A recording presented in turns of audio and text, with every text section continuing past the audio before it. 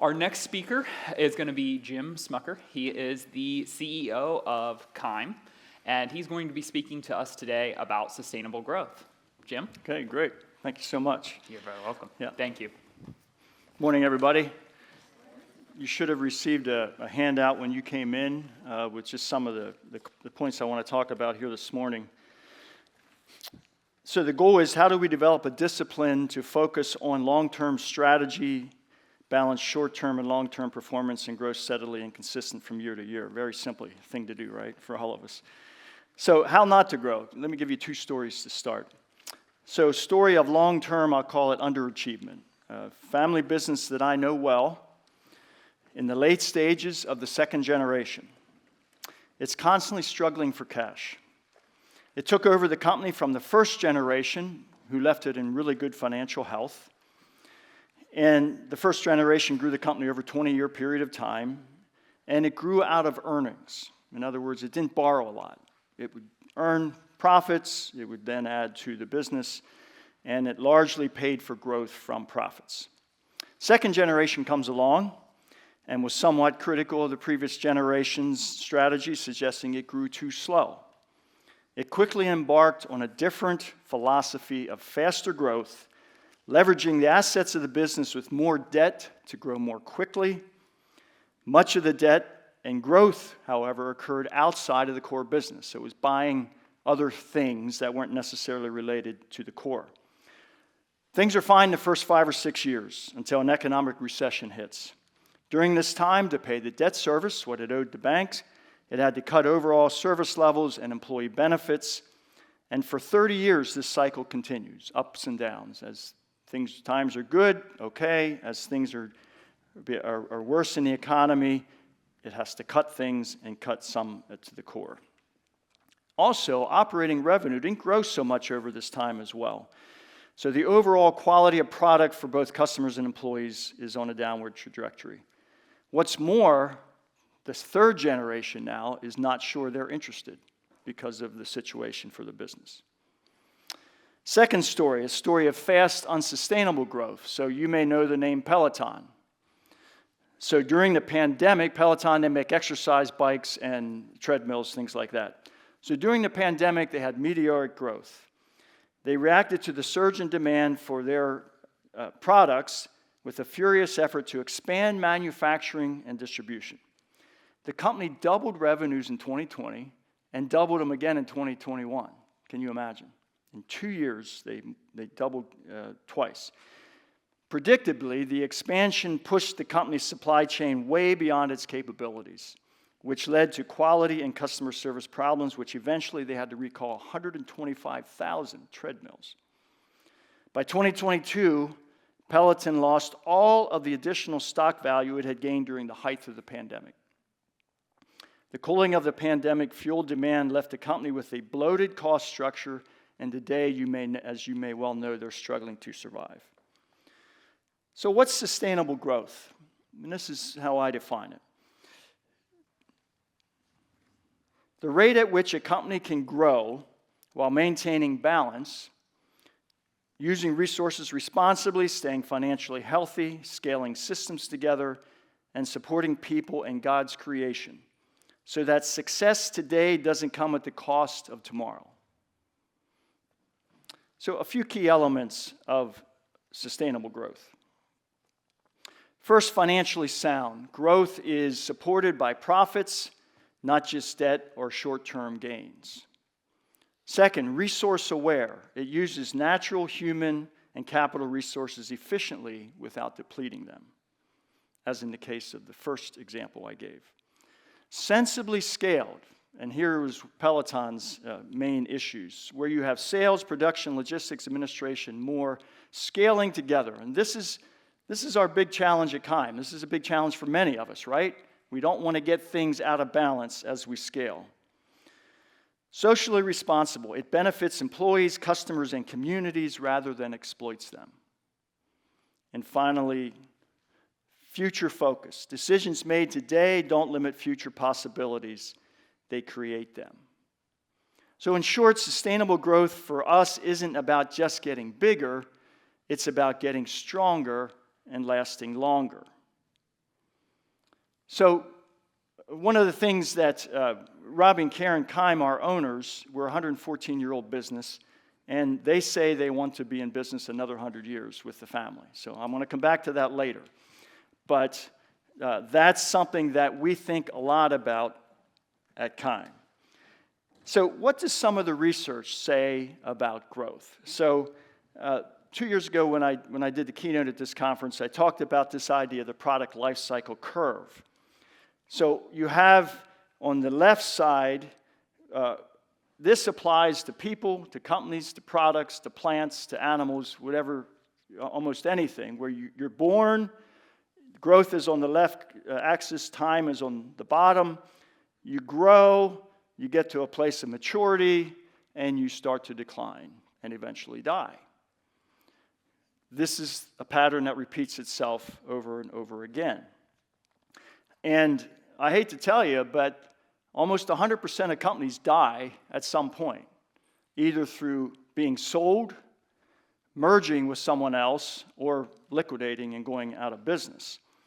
So, for example, in one study, 29,000 publicly traded companies in 1950, by 2009, 78% had died. Fewer than 5% were alive after 30 years. Nearly 100% died after 50 years. And I've given, when I read this information, I gave this to Robbie and Karen because this research shows that the odds of a company surviving for 100 years is 45 in a million. So Keim is 45 in a million. But they want to get to 200 years, and that goes to 1 in a billion. So I've told them they're really giving themselves a high benchmark here to be 1 in a billion. So how do we think about that? So another friend of mine who used to be an economist for Inc. magazine has spent a lot of his research time looking at how companies grow. And here's some of his learnings. Companies that focus on sustainable growth over time do well in economic downturns. So if you build yourself in a sustainable way, even in economic downturns, your odds of doing well are greatly enhanced. Secondly, companies that invest during downturns, when other companies are not, come out of the downturns in a much stronger stance relative to their competition. I've seen this in other research as well. Companies that have the ability to invest in difficult economic times, just think about that for a little bit, right? There's probably fire sales. Companies are probably going to be sold, companies are going to go out of business, or the price of purchasing assets is lower. And if you have a war chest built up and you have money to spend during that time, they come out of it much better. Number 3, he's concluded, the more debt you have, the more leverage you have, the more likely you are to collapse. That's just common sense, right? But his data shows it. And he studied tens of thousands of companies over time. 4, sustainable growth companies fund growth through earnings, not debt. And finally, fast growth, when ahead of demand and funded through debt, radically decreases the odds of survival. Fast growth, when way ahead of demand and funded through debt, radically decreases. So here's a couple charts he has on this. So again, capacity on the left side, time underneath, sales on the right side.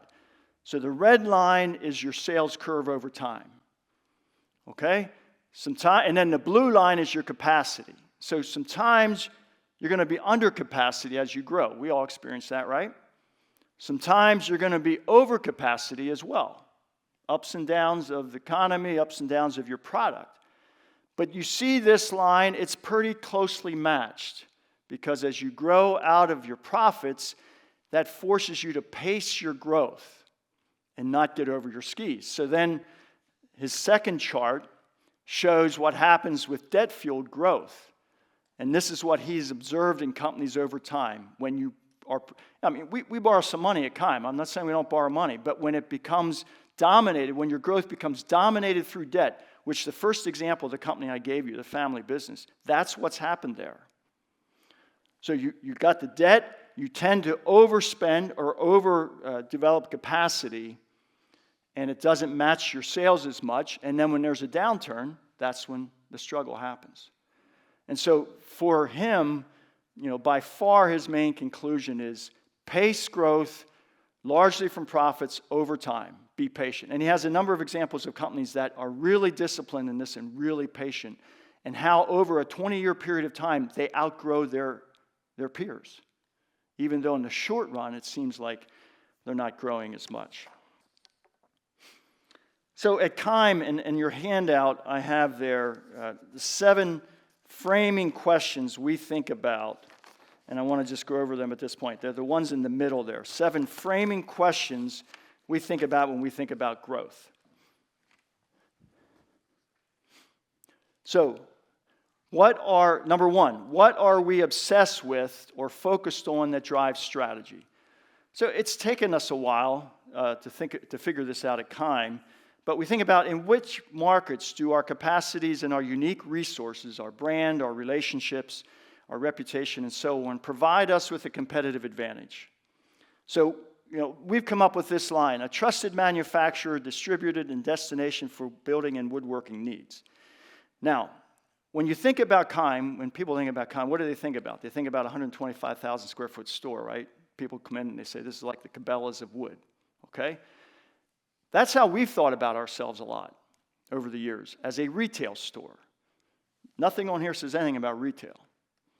Actually, retail is a very small part of our business. But we've thought that way as employees, that's our business. And so we're helping to shift the focus for our folks to understand. I mean, we're not going to abandon the retail store, but we're actually rebranding it and calling it our showroom, because it's a destination for building and woodworking.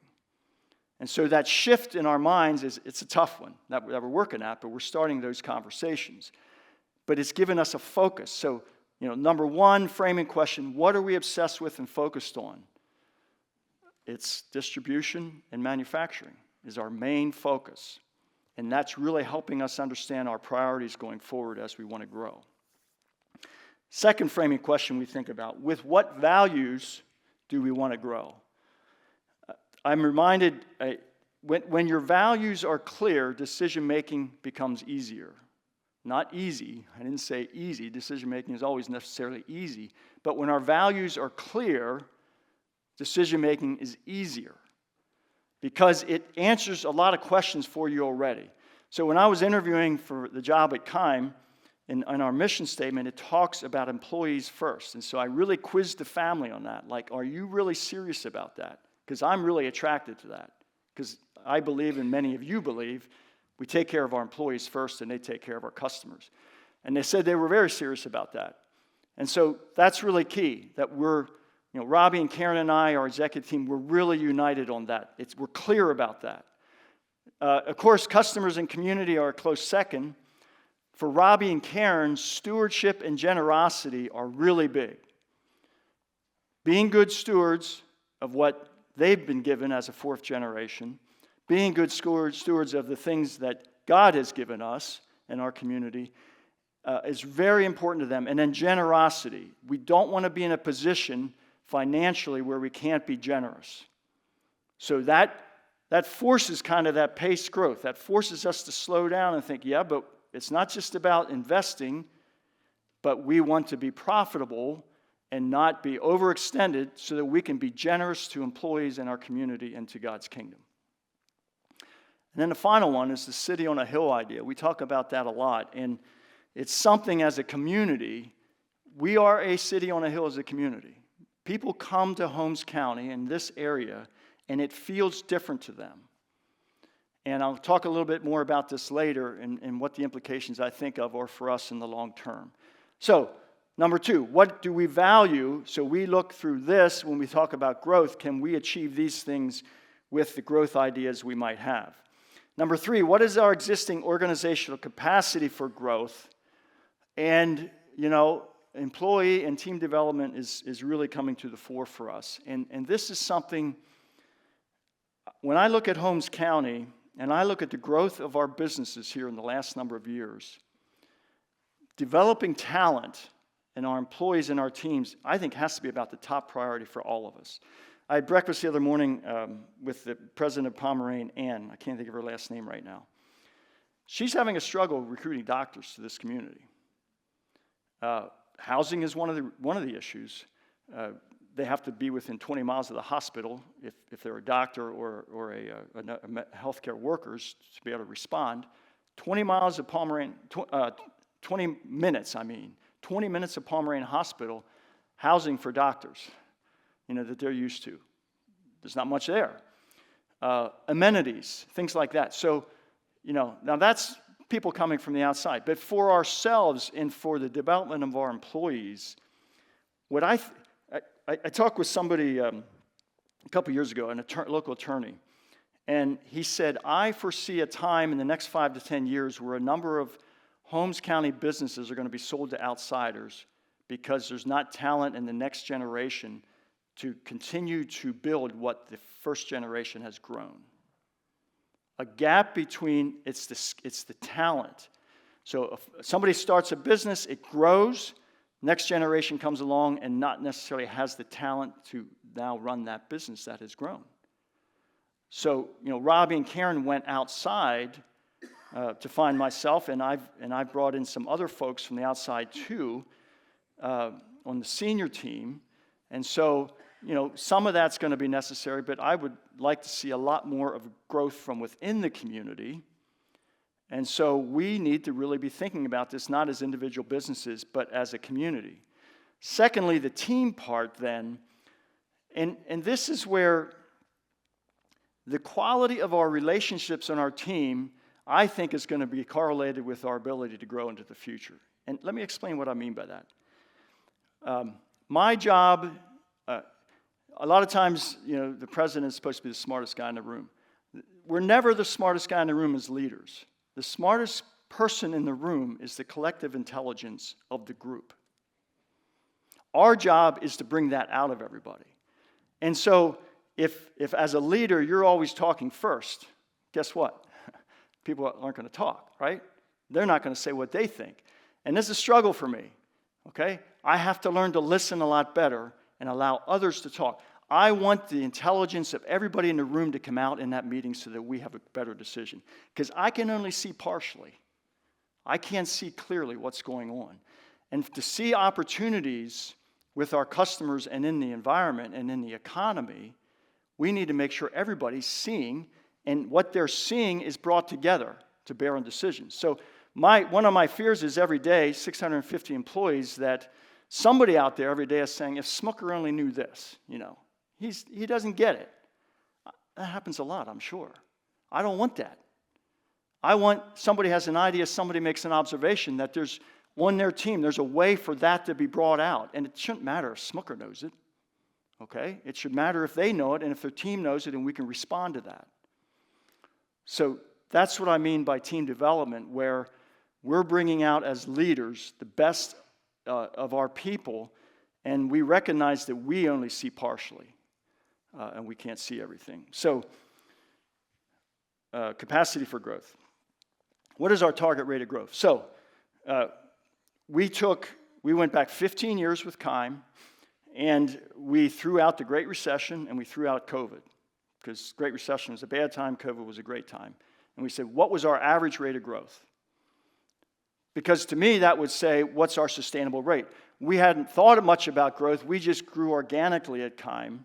There wasn't targets, there wasn't goals. Okay, so we found out it was 6 to 7%. Over a 15-year period of time, that's what Keim grew. Of course, sometimes in the 20%, sometimes maybe not at all, or maybe backwards a little, but on average, 6 to 7%. So we look at that and say, well, what's sustainable for Keim? So our board has to push us a little bit. They said, well, let's make it 7 to 8. So that's how we came up with what we think is a sustainable growth rate. Now, the scary part about that is, take that growth rate, and it's in about 7 years that you double your sales. 7 to 8 years is the calculation for this, for your growth rate, that you double. Okay, so we need to double our sales in 7 to 8 years in all the values that I talked about earlier. We need to grow talent tremendously. So you can see it starts to make things real for us. But having this target has really pushed us to think in different ways, okay?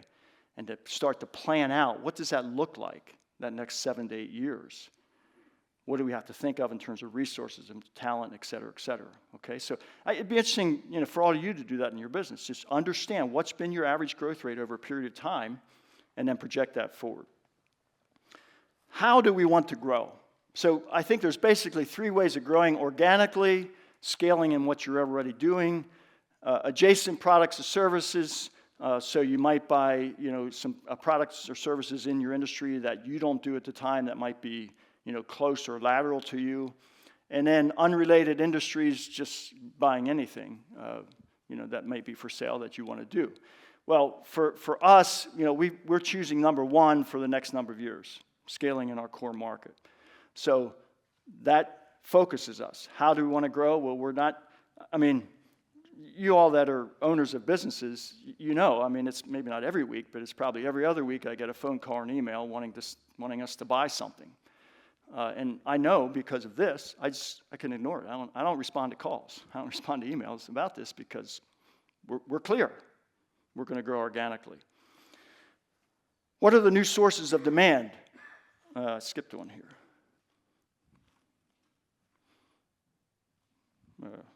Something's missing here. What are the new sources of demand? Number 6. So as we look around, we say we want to grow 7 to 8%. So what are the areas of which we can grow? So, for us, we've started a Columbus sales office that's doing well. Millwork, we think, is a big opportunity for us. Industrial wood coatings, that type of thing. So again, we can focus in and say, here's how fast we need to grow. We're going to grow in this way organically, and here's the markets, and here's the opportunities when we're growing.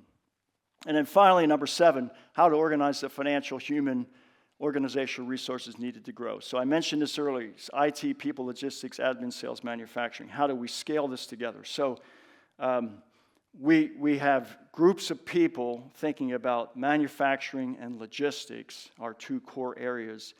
And sales is projecting out this growth at 7 to 8% for the next 10 years. And then those groups are looking and saying, okay, given that growth and these core areas, what does that mean for us? So we're really working hard at trying to scale this together. So I said earlier, well, I don't know, any questions on that? I don't want just be me talking at you, but that's kind of the lenses as we're looking through. Any questions about any of that you might have? Is that helpful to a framework kind of to think about? Yeah. Of everything you have listed in the bottom there, is there one of those that you have found to be the most difficult? Areas? Yeah. Well, on the admin side, the one thing I'm concerned about there is because I experienced this in my previous life where we grew admin and the corporate staff too fast, too big, and then the Great Recession happened and we were in trouble. So we're really working hard at pushing out the overhead into the divisions, close to the customer, so to speak.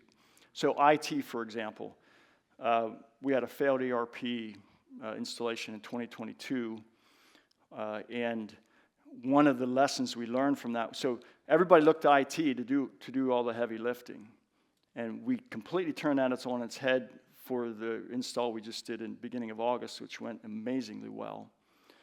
And we said, no, the operations are going to lead on this, and we're going to embed IT people in the operations. And we do employee surveys every year, and 3 years ago, we just got nailed with IT support issues on the survey. People just said, we're bad at it. We put people in the divisions that reported to the division heads, and this last year in our survey, almost no one mentioned it. So an example of trying to grow in a way that pushes your administration into the divisions, close to the customer, so to speak, where your division heads have to, they're the ones that make the decision on how much IT we're going to have. When you have these central departments like IT and maintenance and things like that, you never have enough people to staff it. Because everybody's paying their share of it, so they want all they can get. When we push that out into the divisions, it just puts a cap on that. So I don't know if that's helpful, but that one I think you just got to be careful over time that you don't grow that too far too fast. the admin piece. Yeah. Expanding on what you said about the failed ERP implementation and then the successful one, can you speak more to, because I think that anybody who's ever been involved in that kind of project, like it just, I mean, you guys faced the worst case scenario. It was. And like, how do you, like, what are some of the lessons you learned leading through that? Yeah. And then succeeding, how do you heal that wound? How do you lead through that? Like, it's just. That's a whole session on its own, but some high level. So we tried to do way too much at one time, and Keim hadn't done an ERP install for about 15 years, a new ERP. So we after that we spent about 6 months learning for people. Like we spent time with Previa, we spent time with some of our larger customers and learned from them. Our second largest customer, actually right before we went live, I had a meeting with them, and we were talking about it, and they said, oh, we're taking 3 years to go move to our new system. And it's like, oh, really? And we're doing it in one day. We're going to go live all in one day.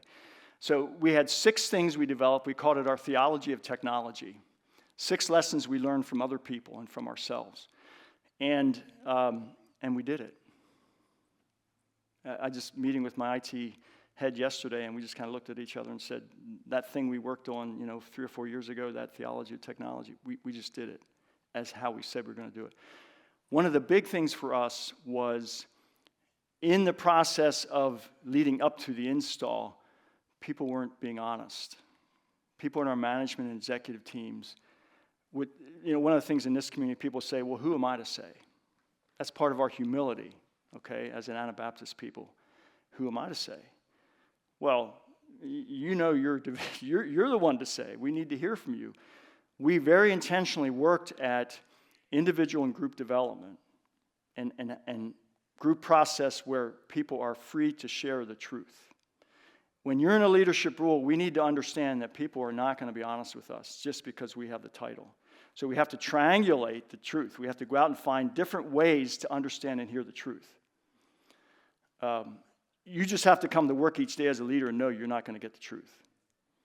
And when you do get it, be profuse in your thanks. Like really appreciate when people are will. So that was a big one for us. And one of them was, we're going to test it and completely testing it before we go live. And the first time we tried to go live, there were so many issues. I honestly believe it would have been actionable for us against the vendor that did it. I mean, they just dropped the ball in so many ways. But a lot of it was our fault too, because people weren't willing to speak their truth to what they saw and pretty sure was going to happen, which happened. So yeah, I'd be glad to share with anybody that's talking about computer install. And I wrote a little article for a journal on the lessons we learned that really sums it up well. I'd be glad to share that with anybody if you're going to do that. Okay, I'm going to summarize here. Robbie and Karen, as I said earlier, are very clear they want to be the company in the family for another 100 years. The reality is, for that to happen, Keim will not be recognizable in 100 years. So I'm reminding our team of that. Like, we really have to learn how to adapt and change much better. Secondly, what I want to say about what they're doing is, I was a business owner and president of our family business for many years, and I didn't have time to think about ownership stuff, my brother and I. Okay, we were so busy with the operations. We're at Keim now, we have Rob and Karen thinking about passing this on and what all that means, and I'm running the operations. That's a big deal. If you're an owner-operator, you just have to understand that you probably don't have enough time to spend on long-term sustainability issues. You've got to carve out time. You've got to be disciplined to carve out time. So that's really working well for us. Let me end with one more story, and then I'll summarize. So a while back, I was giving a talk near Akron with Marcus Yoder. And in the question and answer session, a doctor from Akron's Children's Hospital stood up and said, "Why are Amish children more resilient? Why do they recover faster from illness than other children?" And my mind immediately went back to growing up on the farm, and my younger brother and I, we'd play in dirt piles and eat dirt. So I just said, they eat dirt. And I explained that the Amish way of life is more favorable to stronger immune systems. So just to make sure when I got back, I checked in Dr. Cornhouse here in up the street here is my family doctor, and I said, Dr. Cornhouse, this is what I said. Was I accurate? And he said to me, there's several studies that show that Amish children are, in his words, less fragile than English children. So I'm really interested in his comments on being less fragile. And let me suggest that there's something in this for us as businesses as well, thinking about being less fragile. So what does it mean to be less fragile? Well, resilience, so we all know about resilience. So you have a rubber band, steady state. You stretch it, it's under stress, right? When you remove the stress, it bounces back to what it was, okay? So the ability to adapt and bounce back from adversity. Well, anti-fragile is the ability to improve and bounce forward or grow stronger from adversity. Being anti-fragile embraces challenges as opportunity for growth. So I exercise my muscles, I put them under stress, and what happens? They grow bigger. Okay? So this, for me and for Keim, this is what we want to think about. We're not even close yet to being an anti-fragile organization. But I do believe there's things in this community, like the Amish children that the doctor was talking about, that have components of this anti-fragility. So here's just a few things that we think about, and some of this is review, but this is kind of in summary. So supporting the personal and professional development of each coworker along with our teams, as I mentioned, to build strong talent and leadership in the marketplace. Growing our people, and we're spending, Mark Linebaugh is our Executive Director of People Development, and he's just spending a lot more time on this, and we are finally really upping our leadership training at Keim. Secondly, growing our witness of being salt and light in the world. I believe we all know we are in a time of great uncertainty, and I think it's going to get worse before it gets better. I think this is kind of going to be how it's going to be for the rest of my career and for the rest of many of your careers as well. Extreme uncertainty in the economy. And there's something about our community, and I think in these times, people are attracted to the values that we have in this community. We have people driving 2 hours to buy a GE dishwasher that they could have bought in how many Home Depots between here and there? Why did they come to Keim, and I'm going to say Holmes County, to buy that? Because they trust us, and they feel comfortable here, and the values that we have in this community. So for us, we want to grow our witness of being salt and light and the city on a hill, and not just because it's profitable, but because we think these times people need models and examples of values that are long-term sustainable. And I think you're going to see increasingly people are going to be attracted to what we offer in this community. So I come from the outside, so I can brag on us a little bit. But there's something special about this community, and I could talk to you about that for a while as well. Creating and maintaining processes and structures that keep decisions and costs close to the customer. I talked about that earlier. We have too much in the center at Keim. You know, we want to keep pushing things out. Again, not eliminating jobs, but just pushing them out closer to the customer is the point of that. 4, strengthening our flexibility and responsiveness by encouraging more risk-taking and innovation. In some ways, we're innovative at Keim, in other ways, we're not. And we just need to be more comfortable with constant change and adaptation and innovation, and so being more flexible over time. Maintaining a financially stable organization, a strong balance sheet. I think this is critical for the next number of years, especially. We should not be overextending ourselves. I think I could talk. I just think financially in the economy, we're going to have some struggles the next number of years, and things are changing rapidly. So having some cash, having a strong financial statement, balance sheet is going to be really important. And then number 6, we're focused on growing largely from profits. Again, we do borrow some money. I don't know if anybody from CSB is here, but they're a good partner of ours. We do borrow some money, but we really want to keep that. We want to grow much more out of profits. So just come back to my definition of sustainable growth. The rate at which a company can grow while maintaining balance, using resources responsibly, staying financially healthy, scaling systems together, and supporting people in God's creation. So that success today doesn't come at the cost of tomorrow. That last line, I think, is a big challenge for all of us. So, thanks very much for listening. I'm glad if there's, do we have time for any more questions? We're just getting ready to enter our next What's that? Our next networking break is next. Okay, is right now? Yes. Okay, all right. Well, thanks for your time this morning. Thank you, Jim.